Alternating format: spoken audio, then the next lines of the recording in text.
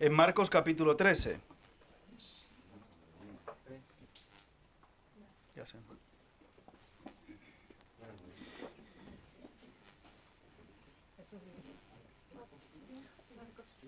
Marcos capítulo 13, versículos, vamos a leer.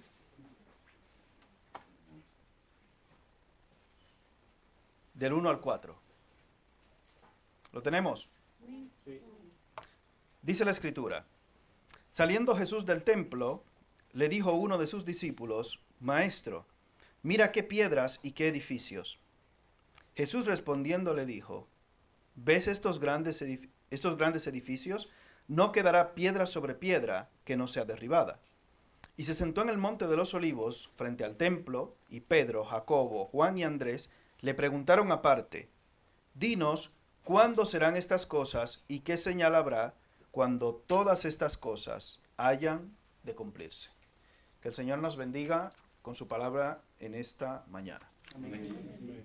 Bien, como hemos dicho anteriormente en el mensaje del domingo pasado, quizás para no liarnos más de la cuenta en descifrar más allá de lo que está escrito, y porque quizás se presenta de una manera un poco más estructurada en el Evangelio de Cristo según San Mateo, en el capítulo 24, vamos a utilizar como referencia para intentar hablar o exponer este asunto el Evangelio de Mateo. Vamos a ir allí, Mateo capítulo 24. Como ustedes saben, los evangelios sinópticos, Mateo, Marcos y Lucas, suelen hablar de asuntos similares, pero con una perspectiva en algunos casos diferente, o añadiendo o haciendo énfasis en detalles bastante más concretos uno a diferencia del otro. Pero bueno, no son contradictorios, sino complementarios, y eso es lo importante. Bien, en el versículo 3 de Mateo 24, el pasaje paralelo a este, pero en el Evangelio de San Mateo, estando él, Jesús, en el monte de los olivos, Mateo 24:3, los discípulos se le acercaron aparte diciendo: Dinos, ¿cuándo serán estas cosas y qué señal habrá de tu venida y del fin del siglo? Tres preguntas en una pregunta que tiene tres aspectos concretos. Bien, entonces, la primera pregunta: ¿cuándo serán estas cosas? Haciendo referencia a la destrucción del templo y de Jerusalén, de la ciudad. Segundo, ¿qué señal habrá de tu venida? Y tercero, ¿cuáles serán las señales del fin del siglo o del fin de los tiempos? Cuando comenzamos a desarrollar este pasaje en cualquiera de los tres evangelios, vemos una primera parte o una primera sección en la cual Jesús da unos aspectos generales. Pero en el caso de Mateo, a partir del versículo 9, comienza a responder de manera concreta a las preguntas de los discípulos. Pero esto no lo hace Jesús de una manera estructurada. Y yo creo que eso es, en parte, el problema que tienen muchos al momento de interpretar este pasaje y esta sección, que abarca todo el capítulo. Para que usted no se complique más de la cuenta, o yo lo que he intentado hacer, para no liarme y complicarme más de la cuenta, es hacer tres columnas. Una columna con los aspectos o versículos que abarcan lo que es la destrucción del templo. Arriba encabezado, destrucción del templo, versículos abajo que tienen que ver con eso. Segunda, venida de Cristo, los versículos ahí que tienen que ver con ello. Y tercero, el fin del siglo o de los tiempos, y los versículos que en este capítulo tienen que ver directamente con ello. ¿Cuál es el problema? Que algunos versículos abarcan más de un aspecto de los que aquí se tratan. Y eso quizás es lo que muchas veces se confunde, porque dice, no, ya eso pasó, o no, eso ya va a pasar. Entonces, si usted quiere de una manera más estructurada, quizás tener un conocimiento más claro de este pasaje, yo les recomiendo que lo haga así. Una columna, destrucción del templo y los versículos que encajan ahí. Segundo, segunda venida y debajo los versículos que ahí encajan. Y tercero, el fin del siglo de los tiempos y los versículos que encajan ahí. Cuando usted habla con su amigo o sus amigos, usted no lo hace de una manera estructurada.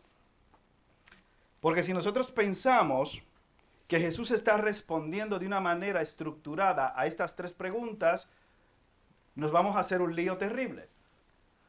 En Juan, vamos a ir a Juan 15:15, deje un dedo ahí en Mateo.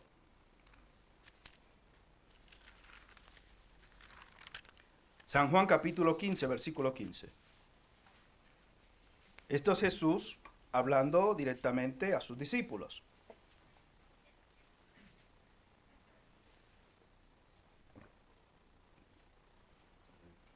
Lo tenemos. Amén. Ya no os llamaré siervos, porque el siervo no sabe lo que hace su señor. Pero os he llamado amigos, porque todas las cosas que oí de mi Padre os las he dado a conocer.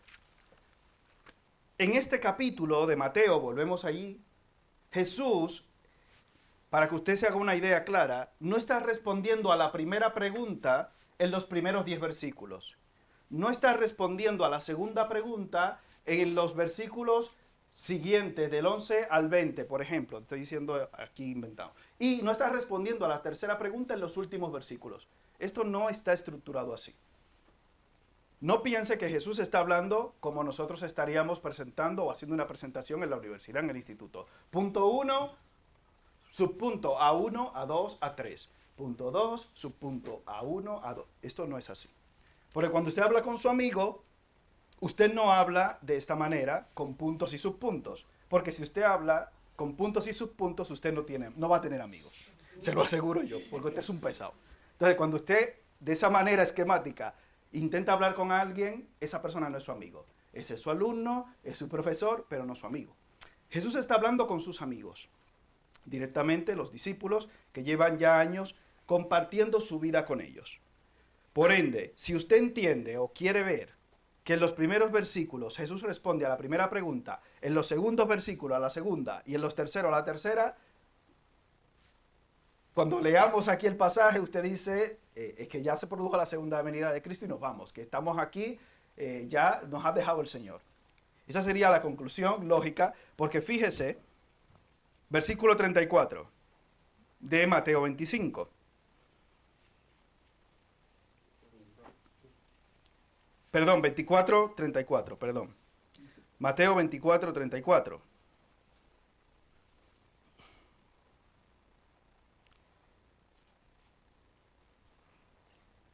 De cierto os digo que no pasará esta generación hasta que todo esto acontezca. Todo es todo, ¿no? Vale, todo esto acontezca. Pero aquí en este pasaje, del versículo 9 hasta el 34, por ejemplo, Jesús dice algo bastante llamativo. Versículo 29. E inmediatamente, después de la tribulación de aquellos días, el sol se oscurecerá y la luna no dará su resplandor, y las estrellas caerán del cielo, y las potencias de los cielos serán conmovidas. Entonces, ¿qué? Aparecerá la señal del Hijo del Hombre en el cielo, y entonces lamentarán todas las tribus de la tierra, y verán al Hijo del Hombre viniendo sobre las nubes del cielo con poder y gran gloria. En Hechos capítulo 1, ¿qué hacen los discípulos cuando Jesús resucita? ¿Qué le preguntan? Señor, ¿restaurarás el reino de Israel cuándo? Ahora. En este tiempo. Jesús le dice, no os toca a vosotros saber los tiempos o las sazones que el Padre puso en su sola potestad. Cuando escuchamos gente dando fechas para la venida de Cristo, no sé si reírme, preocuparme, asustarme bueno, apedrearlo ya no se puede. Pero si usted cae en la conclusión de que esto se refiere a la destrucción de Jerusalén, porque él dice que de cierto no pasará esta generación, en el versículo 34, hasta que todo esto acontezca, una generación, ya sabemos que dura ¿cuánto tiempo? 40 años. En el año 70, cuando se produjo la destrucción de Jerusalén, vino Jesús.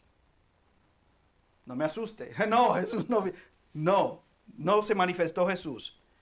Escuché a uno una vez diciendo acerca de este pasaje, hablando del que el sol se oscurecerá y la luna no dará su resplandor, etcétera, que es un lenguaje figurado.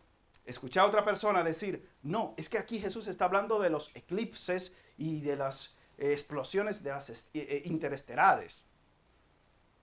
Antes de Jesús había eclipses. Sí. Después de Jesús ha seguido habiendo eclipses también. Esto es una cosa apocalíptica y cataclísmica. Esto lo va a ver todo el mundo. Aquí no va a haber duda de que quien se manifiesta es el Rey de Reyes y Señor de Señores, como dice en el versículo 30. Entonces aparecerá la señal del Hijo del Hombre en el cielo, y entonces lamentarán todas las tribus de la tierra, y verán al Hijo del Hombre viniendo sobre las nubes del cielo con poder y gran gloria. Estaban muy mal acostumbrados a ver a Jesús en un pesebre que no molestaba, ¿no? Un bebé ahí en un pesebre, pobrecito, que no ni decía ni nada. Ese Jesús me gusta. Como les hice a ver la historia de esa señora que era muy devota del divino niño. El divino niño no molesta, no habla, no dice nada, gugutata, y es precioso. Pero el Jesús que te dice, arrepentíos o pereceréis, ese ya no me gusta tanto. El Jesús que te reprende por tu pecado, o que te habla del infierno, de la condenación, o que cambies tu vida en X o Y aspecto, ya ese no te gusta tanto. Pero el divino niño sí. Cuando Jesús venga no va a venir como un niño, ni en un burrico. No va a venir así. No va a venir así. Va a venir, como dice la Escritura, con poder y gran gloria. Y esto no pasó en el año 70. Eso no afectó a aquella generación. Por eso les estoy diciendo que aunque estos versículos en la respuesta de Jesús, algunos, aunque están al final, tienen que ver con el evento primero o con la primera pregunta, lo más apropiado es que usted haga 3 columnas y vaya poniendo los versículos, aunque les parezcan desordenados, cada uno en su columna. Y quizás así usted va a tener una visión un poquito más clara de todas las cosas que Jesús dice aquí. Yo no tengo la intención de explicar versículo por versículo, porque como ya ustedes saben que hemos mencionado al principio del estudio, este capítulo es llamado el pequeño Apocalipsis.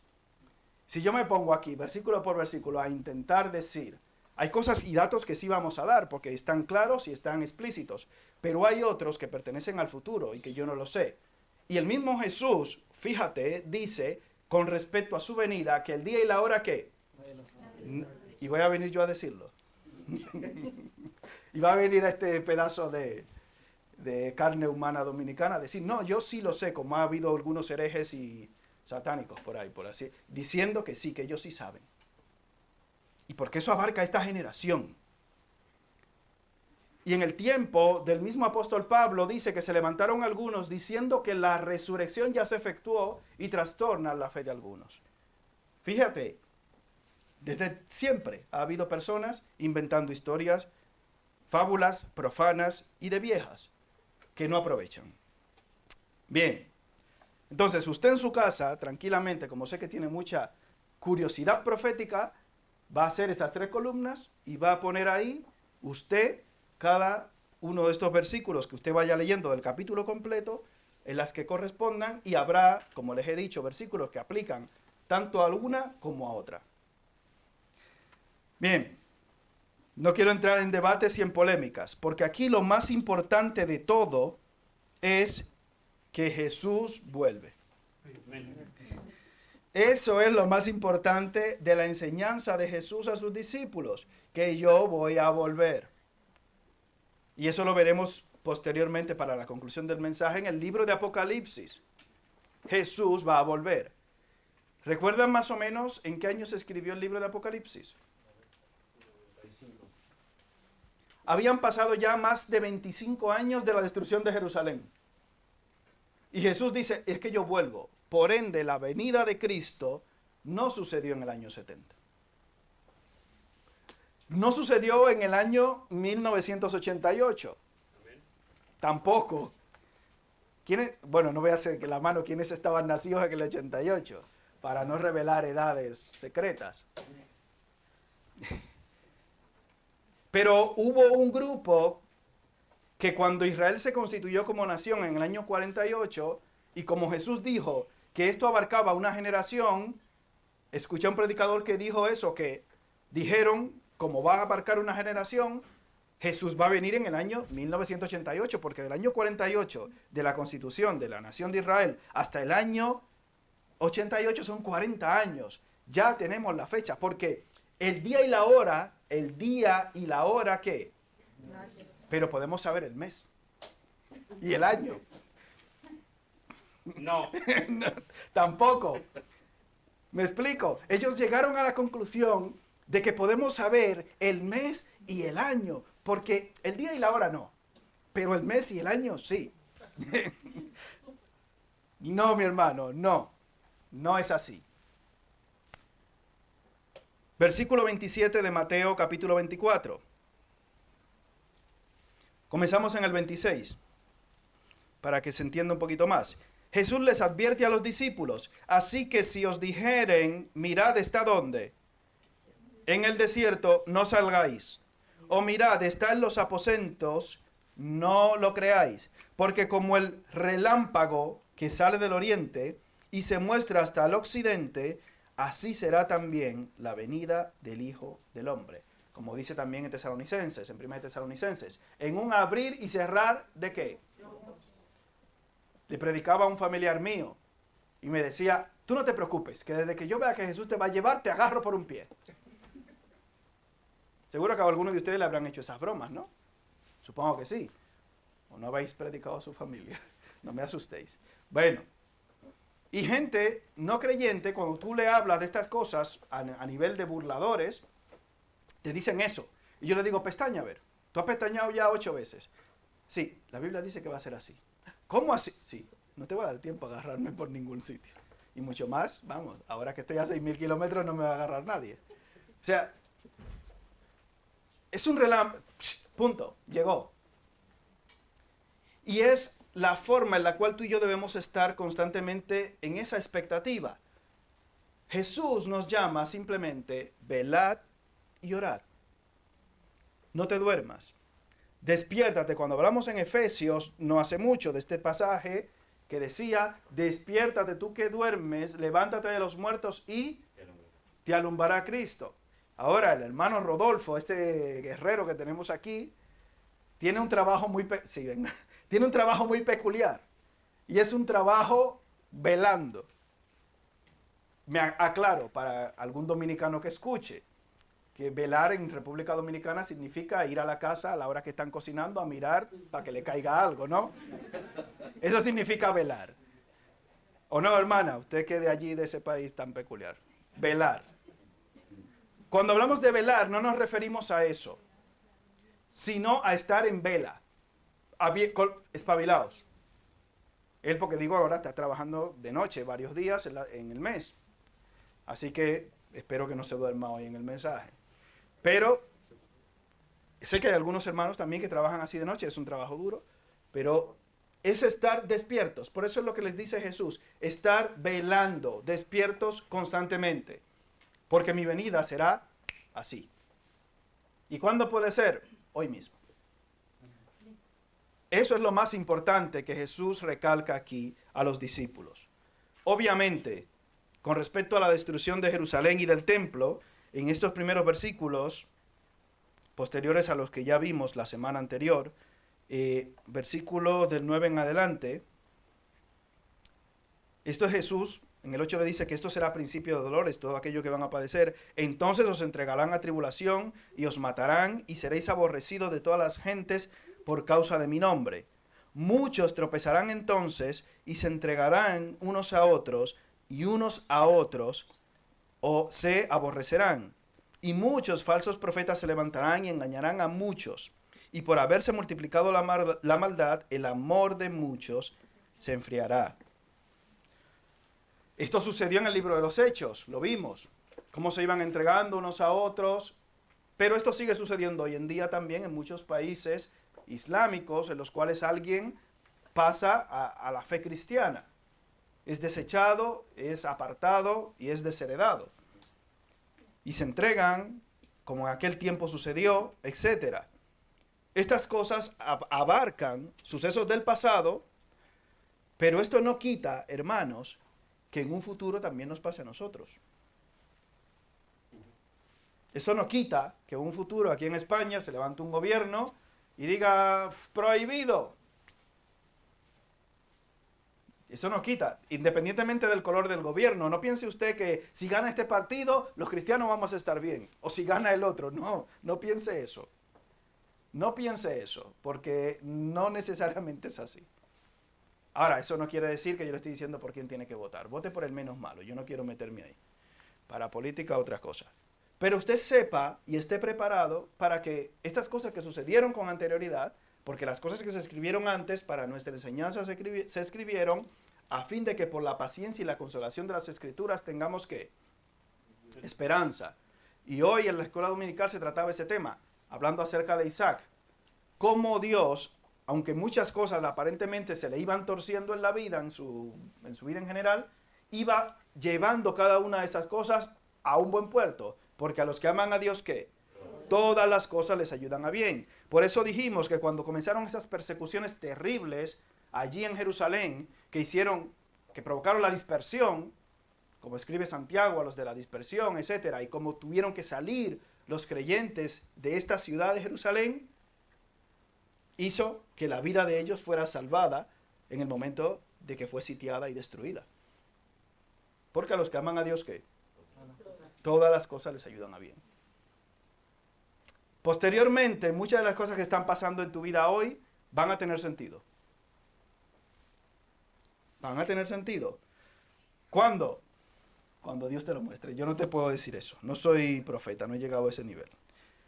Pero seguro que con el pasar del tiempo, dice, la paciencia es imprescindible, o sea, es necesaria la paciencia para que usted manteniéndose en la voluntad de Dios, obtenga la promesa o las promesas de Dios. Si usted tiene la suficiente paciencia para esperar en Dios, usted va a ver el resultado de su aflicción. Seguro. Bien, y si no en esta tierra, en la venidera. Usted tranquilo. Posteriormente, versículo 13 dice, mas el que persevera hasta el fin, este será salvo. Estamos en Mateo 24. Entonces, claro, dice, espérate, o sea que de los que se quedaron ahí, el mismo historiador Josefo dice que había poquísimos cristianos ahí dentro. Y esta frase, por ejemplo, se utiliza normalmente para hablar también en el Apocalipsis acerca de la perseverancia de los santos. Y el Apocalipsis fue escrito 25 años después de la destrucción de Jerusalén. Por ende, este pasaje, este versículo y otros más, no solamente aplican a la destrucción de Jerusalén, sino que aplican a más eventos de lo que hemos visto que abarcan la pregunta de los discípulos. Espero que me sigan, que no se pierdan demasiado. Le digo, he intentado compactar y sintetizar lo más posible. Me ha sido una semana muy complicada con respecto a este tema. Por eso, lo voy a intentar de la mejor manera y más breve posible. Lo voy a intentar, sin enredarme ni enrollarme mucho. Pero la perseverancia de los santos simplemente demuestra que usted ha sido redimido, salvo por la sangre de Cristo. Porque si usted no persevera, es porque usted no tiene, como dice en Primera de Juan, ni a Dios ni a Cristo. Usted no es creyente. Porque los que se apartan de Dios, simplemente revelan lo que ya hay en su corazón. Los que perseveran hasta el fin, son guardados por el Señor. Esos muestran realmente la obra, la regeneración y el nuevo nacimiento. ¿Se entiende? No es que yo voy a luchar y voy a pelear. En mis propias fuerzas yo no lo voy a conseguir. Eso está claro. El Señor me guarda y me sustenta. El Señor te guarda y te sustenta. Bien. Será predicado este evangelio del reino, versículo 14, en todo el mundo para testimonio a todas las naciones, y entonces vendrá ¿qué? El fin. No el fin de Jerusalén solamente. Me dijo un hermano una vez, pues hermano, lo que tenemos que hacer es ir a repartir folletos por el mundo entero para que Jesucristo venga ya. Ese es el plan. Repartir tratados. Ahora mismo, mira, cada uno de nosotros elige un país de estos, repartimos los tratados y Jesucristo automáticamente. Ya, eso es una cláusula. Viene. No dice que se le predicará el evangelio a toda persona, a cada persona. En el libro de los Hechos, en el capítulo 2, aclara que había personas de ¿cuántas naciones? De todas, en Pentecostés. En los países árabes no se ha predicado el evangelio. Ya ha habido predicación y existencia del evangelio en todos estos países en los cuales hoy en día el evangelio está prohibido. todas esas naciones han sido, no todas las personas en particular, perdón, han sido ya alcanzadas por el Evangelio. Las naciones como tal. ¿Todas las naciones van a ser salvas? ¿Todas las personas en particular van a ser salvas? No, eso lo sabemos que no es así. Podemos caer en el error de pensar de que el Evangelio va a llegar a cada persona en particular. Tendríamos que responder muchas preguntas incómodas si decimos que sí. Porque en el año 1492, en una isla por allá que bautizaron como la Española, había ya muchos indígenas y allí no había llegado nunca el Evangelio y llevaban ya años y siglos viviendo. ¿Quién les predicó a ellos? ¿Usted sabe quién le fue que dicen que le predicó? El ángel que fue donde Joseph Smith. ¿Quiénes conocen la historia esta de los mormones, no? Que Jesucristo fue allí a las Américas porque también tengo otras ovejas que no son de este redil y a partir de ahí nace el libro de Mormón. Como me decía ese que intentaba disipularme en el mormonismo, el libro de Mormón es verdadero. ¿Eh?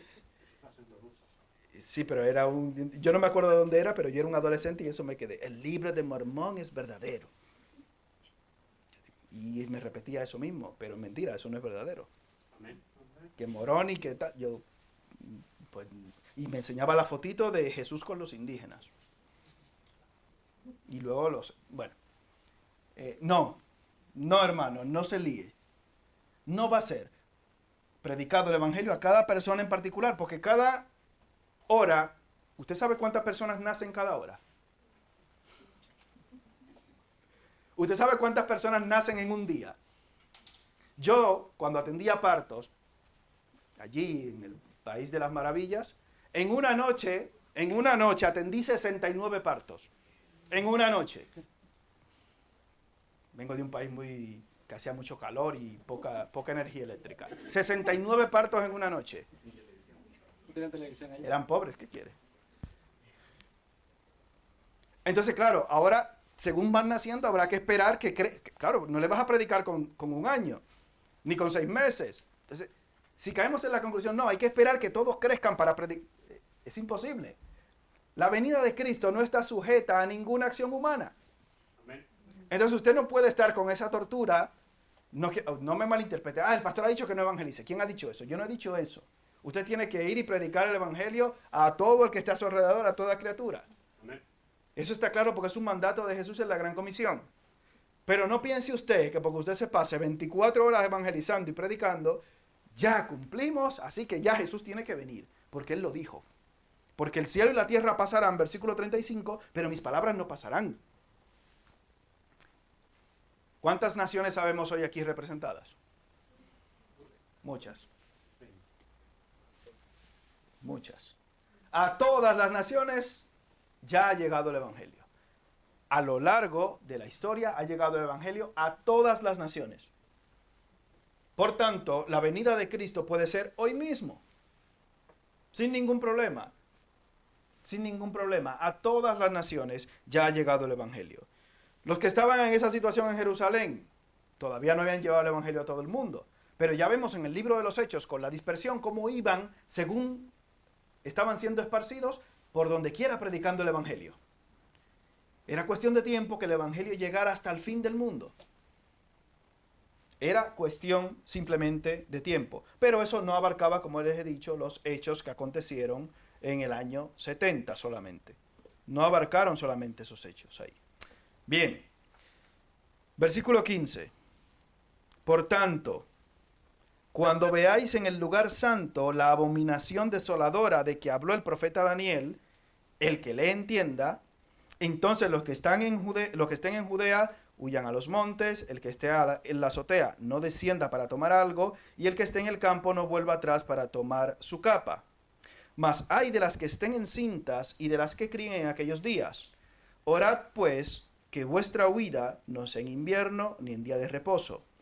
Porque habrá entonces gran tribulación, la cual no ha habido desde el principio del mundo hasta ahora, ni la habrá. Y si aquellos días no fueren acortados, nadie sería salvo. Mas por causa de los escogidos, aquellos días serán acortados. Aquí hay un pasaje conflictivo, bastante conflictivo.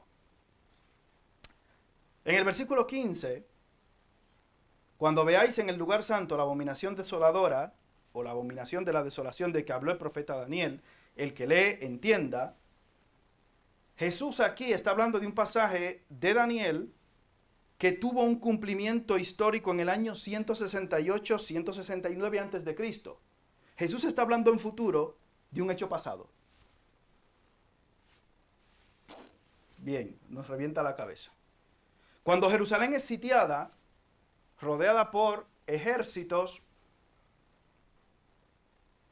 yo dije, déjame ver cuántas veces ha sucedido algo en Jerusalén. La semana anterior me equivoqué al mencionar, probablemente no pude revisar todo el mensaje porque era un poquito largo, pero al decir que había sido en Jerusalén el asedio en el cual se comieron a sus hijos, sino que fue en Samaria. Pero, ¿cuántas veces fue sitiada Jerusalén a lo largo de su historia? Unas 23 veces. Y atacada unas 52 veces. El templo de Salomón, fue saqueado por Faraón Sisac en el año 925 a.C. No es la primera vez que suceden cosas terribles a los judíos y al pueblo de Israel y a la ciudad, entre comillas, santa. Lo que sucedió en el año 168-169 fue el cumplimiento de la profecía de Daniel. Jesús está hablando aquí de manera profética de un hecho que ya ha acontecido 100 y pico de años atrás ya. Y lo que sucedió fue que este hombre, Antíoco Epífanes, sacrificó una cerda en el altar, en el templo, y lo profanó. Y esa fue la abominación desoladora en tiempo pasado ya. Y eso sucedió. Y eso fue algo que profetizó Daniel. Jesús no es un profeta. Aclaro, Jesús es Dios mismo. Él aclara, yo esto no lo sé qué es, diciendo como humano, hablando de su segunda venida, el día y la hora nadie lo sabe. Pero cuando Jesús habla más que un profeta. Habla Dios mismo. Y él está diciendo, hablando de la abominación desoladora, cuando veáis estas cosas, el que le entienda, entonces los que están o estén en Judea, huyan a los montes. Cuando una ciudad es sitiada, ¿alguien puede entrar o salir? No. Para tú poder entrar y profanar al templo, primero tienes que estar ahí dentro y entrar como hizo este hombre, Antíoco Epífanes, que entró, hizo lo que hizo y luego pues se produjo una destrucción, etc. Cuando el emperador romano Tito en el año 70 sitió a Jerusalén, ya estaba rodeada de ejércitos, no había escapatoria, pero el templo seguía ahí dentro y no había sido profanado. No había escapatoria ni para entrar ni para salir. Cuando Jerusalén en Lucas dice esté rodeada de ejércitos, es que ya no tenemos huida, ya estamos rodeados, ya no podemos salir. Pero los cristianos ya habían sido expulsados de la ciudad en el tiempo de las persecuciones, o la gran mayoría de los cristianos. Podríamos decir que alguno habría quedado dentro. No todos los que fueron sitiados murieron, también hay que aclararlo. Pero sí que fue una masacre, pero no todos murieron. Unos fueron vendidos como esclavos, unos 100,000 y pico, dicen algunos registros, y que más o menos 1,000,000 y algo también murieron ahí dentro. Cuando entra Tito a la ciudad, destruye todo, destruye el templo, y escuché un comentario acerca de esto que fue supuestamente por error que tiraron una tea encendida uno de sus soldados y lo incendió y quemó el templo. Y bueno, como aquí pensaban que había oro también debajo de las piedras, la profecía de Cristo se cumple al pie de la letra porque comenzaron a intentar buscar oro escondido debajo de la estructura y de los cimientos del templo. Y por eso dice, no quedará piedra sobre piedra, literalmente. Pero no se dice que Tito haya profanado el templo ni provocado una abominación desoladora, como sí hizo Antíoco Epífanes en su momento. Entonces, se dice que este Antíoco Epífanes en el templo erigió un altar a Zeus, porque Alejandro Magno sí que reconocía o respetaba hasta cierto punto la religión judía, pero Antíoco Epífanes en absoluto nada, decía que esta gente tenía que ser eliminados y borrados. Y de ahí estuve mirando que celebran, porque posteriormente un sacerdote llamado Matatías y sus 2 hijos, los llamados macabeos. ¿A quién le suena primera y segunda macabeos? Bien, pues ahí relata esa historia de cómo ellos lograron expulsar a Antíoco Epífanes de ahí y poder purificar nuevamente el templo después de todas estas barbaridades que hizo ahí. Y dicen que aún sacrificó a varios miles de judíos ahí mismo en el templo de Dios. O sea, que lo profanó de una manera salvaje. Tito no hizo eso. Pero Jesús habla en el tiempo futuro. Pero para tú poder profanar el templo, tienes que entrar primero. Y eso fue algo que sucedió en el año 168. De ahí la conclusión de muchos de que estas cosas no queda, no queda del todo claro si va a haber una reconstrucción del templo y una nueva profanación, etcétera, etcétera. Yo no quiero entrar ahí. No quiero entrar ahí. Jerusalén puede hoy día ser sitiada por ejércitos otra vez. Usted sabe que algunos misiles que han ido lanzando hacia Israel tenían fotitos, ¿se acuerdan? De algún político, de eso que le gusta a alguno de aquí. Y yo he escuchado muchos comentarios de gente diciendo, si alguien va a pelear contra Israel para destruirla, yo me hago voluntario. Hay mucha gente que tiene mucho odio, manía y mucha rabia hacia Israel, los judíos, etc. Si en el tiempo de Hitler hubiera existido el templo como tal, yo estoy seguro que hubiera ido allí a profanarlo y a hacer cualquier otra cosa como Antíoco Epífanes. Estoy casi convencido y casi seguro. Esto que sucedió no se cumple en Tito, no se cumple con Tito. Ahora dicen algunos, bueno, es que Israel ya está en la gran tribulación. Cuando yo me puse a estudiar un poquito, digo, bueno, Israel ya está en la... Pasó una tribulación enorme. Pero si decimos que cuando Jesús habla aquí de gran tribulación, en el versículo 29 dice, e inmediatamente después de la tribulación de aquellos días, se va a manifestar Jesús. O sea, Jesús ya vino.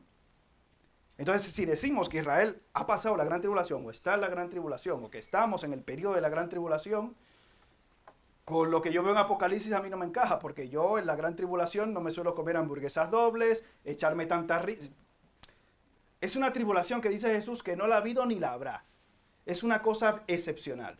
En el año 70 hubo una tribulación terrible para el pueblo de Israel, sin ninguna duda. En la Segunda Guerra Mundial la hubo también, sin ninguna duda. Puede que vuelva un periodo de tal tribulación para Israel por su rebeldía y por su rechazo del Mesías en el futuro. También puede ser. Ahí está Jerusalén. Puede ser rodeada de ejércitos. Y hay una gran cantidad de la población mundial que está en contra de Israel. ¿Podría ser rodeado otra vez de ejércitos? Sí. Podrían, decían algunos, bueno, va a haber una reconstrucción del templo. Y lo de la vaca alazana y lo no sé qué para restablecer el continuo sacrificio. No quiero otra vez entrar ahí porque eso ya llevo más de 25 años escuchándolo. ¿Podría pasar? De poder podría. Yo me puse también a investigar nombres de judíos prominentes y cuando yo digo, bueno, los judíos están hoy en día, o Israel, en la gran tribulación. Y yo veo apellido Rockefeller. ¿A usted le suena el apellido Rockefeller, sí? Rockefeller no es pobre. Le voy a dar ese asunto, ese tic. Y cuando usted se pone a ver apellidos de gente millonaria, son muchos judíos. Yo no puedo decir que esos están en la gran tribulación. Aunque hoy esté Israel en guerra, yo no puedo decir no, que están en la gran tribulación. Yo creo que hay otros países que están peores que Israel, mucho peor. Y países de África, muchísimos, también desde hace décadas.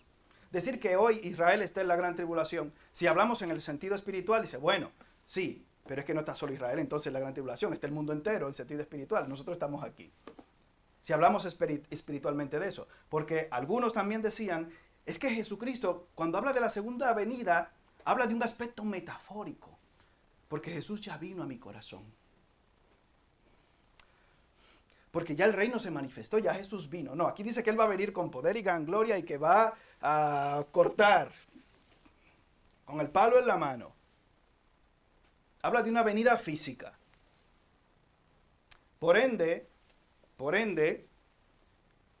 la existencia hoy en día de Israel, personalmente pienso que algún algún propósito tiene en lo que es el calendario de Dios. Le puedo decir con precisión tal. Ustedes saben que yo muchas veces soy muy peculiar en mis conceptos o creencias de algunos detalles específicos, como salió en el día de dicotomía, tricotomía, etc. La vía juanjosesiana es a veces diferente, a veces en alguna cosa. No quiere decir que tenga que usted que esté de acuerdo conmigo o que yo vaya a estar de acuerdo con usted, no pasa nada. Porque lo que he dicho aquí, como primordial, es lo primero. El hecho esencial e importante es que Jesucristo, ¿qué? Viene. Independientemente de lo que pase en Israel, en Irán, en Estados Unidos o en cualquier otro sitio. Independientemente de eso. ¿Yo vengo aquí a descifrar los códigos secretos? No vengo a eso. Y escuché una frase que me gustó mucho de Sugel, por ejemplo, o dos frases concretas que decía, la Biblia, o Jesús en este caso, cuando habla a sus discípulos, y la misma Biblia nos habla a nosotros, no tiene el propósito de ser el periódico de mañana. La Biblia no es el periódico de mañana, porque si usted está leyendo el periódico de mañana, ya usted sabe todo lo que va a pasar. La Biblia no es el periódico de mañana. Y que algunas cosas se hayan propuesto, entre comillas, como doctrinas antiguas, no quiere decir que estén bien, o que sean nuevas, no quiere decir que estén bien, o nuevas o recientes en algún aspecto. No quiere decir porque sean recientes que están mal, o porque sean antiguas que están bien. Eso no es necesariamente así al 100%. Por ende, yo no me gusta ser cerrado en el cabezón con algunas cosas, porque hay detalles aquí que se nos pueden escapar. Y que se nos deben escapar, no pasa nada, porque no tenemos todo el conocimiento, no tenemos no lo tenemos. Y si en algún momento pensamos que sí, pues yo le felicito, vale, hasta luego, pero le felicito, vale. Yo no tengo ese nivel. Y estoy seguro que usted tampoco, aunque me quiera convencer de eso. Pero yo le respeto en ese aspecto y digo, gloria a Dios, no pasa nada. Un día que usted me invite a comer, ahora que estoy comiendo poco, usted y yo nos podemos sentar y hablar de lo que usted quiera. ¿De aquí desde el púlpito? Pues no. Y yo le doy mi parecer al respecto. Después de comer, echarme una siestecita. Y un café después. Ahí yo le doy mi parecer y usted todo lo que quiera preguntarme. Con respecto a todo esto, los números de la lotería no me lo pregunte, no pierda su tiempo porque no me lo sé, ni me lo voy a saber, ni me interesan. Pero todo lo que quiera preguntarme respecto a estas cosas, nos podemos sentar un día y hablarlas. Pero si usted se pone a ver detenidamente todo esto, usted va a encontrar que hay respuestas a estas preguntas, pero no están de una manera ordenada absolutamente. Porque no era el propósito de Jesús en ese momento comenzar a revelar todas estas cosas de una manera esquemática. Está hablando con sus amigos. Tristemente, el pueblo de Israel está cegado espiritualmente, sin ninguna duda. Usted y yo no estamos diferentes tampoco. Al igual que la nación de Israel ha estado apartada y está, tú y yo también estábamos muertos en nuestros delitos y pecados. ¿Qué va a hacer Dios con Israel? Pues no lo sé. ¿Qué va a hacer Dios con Estados Unidos? Pues yo tampoco lo sé. ¿Qué va a hacer Dios con España? No lo sé. ¿Cuál es nuestro deber? ¿Predicar el evangelio a quién? Toda criatura. Ya Dios hará lo que tenga que hacer con cada uno. Apocalipsis, capítulo 22.